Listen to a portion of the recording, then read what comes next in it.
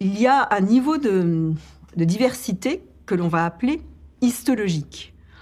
Simplement pour dire que ce sont des tissus qui prennent des formes différentes. Et sous le microscope, les cellules tumorales vont s'organiser, tisser un tissu tumoral qui aura des formes différentes. Et à ces formes différentes, quelquefois sont liés des pronostics différents. Et donc, c'est un troisième niveau de classification. Si je donne un exemple, c'est les cellules lobulaires, les cancers lobulaires infiltrants du sein.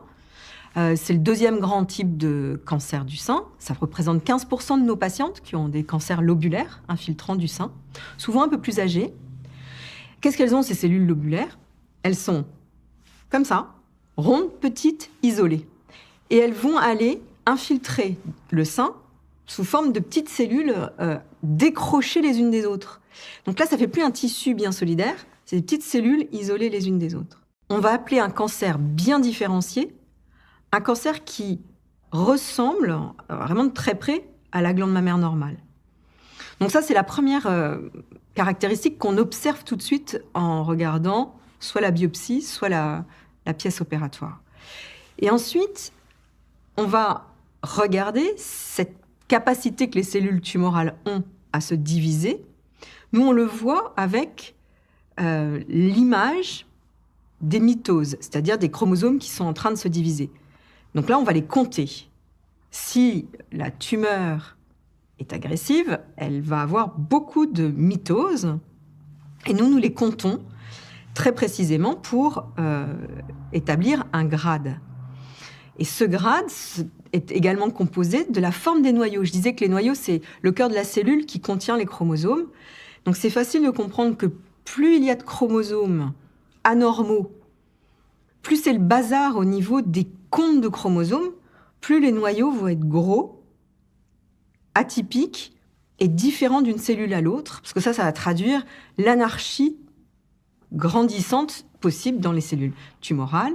Ça, c'est le premier niveau de classification, la différenciation, les mitoses et la taille des noyaux.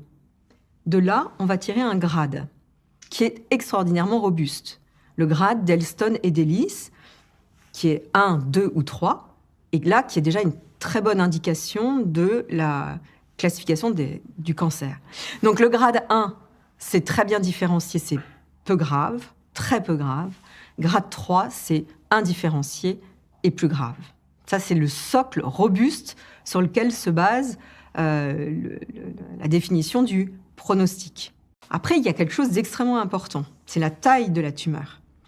Quand le chirurgien nous confie la pièce opératoire, on l'examine, on l'ouvre comme un livre, et là, on va mesurer la taille de la tumeur avec l'induration. C'est-à-dire qu'on va véritablement palper comme si on examinait le corps, mais là, on le fait en dehors du corps, sur cette pièce opératoire, et on palpe la taille de la tumeur. La taille, c'est essentiel également au pronostic. Plus une tumeur est petite, meilleur est le pronostic. Plus elle est volumineuse, plus ça va être compliqué. Il va falloir ajuster les traitements. Alors, pourquoi ? Très probablement parce que plus une tumeur est petite, moins elle a de cellules tumorales à l'intérieur. Et souvenez-vous, tout à l'heure, je disais que les cellules bougeaient et acquièrent la capacité à bouger.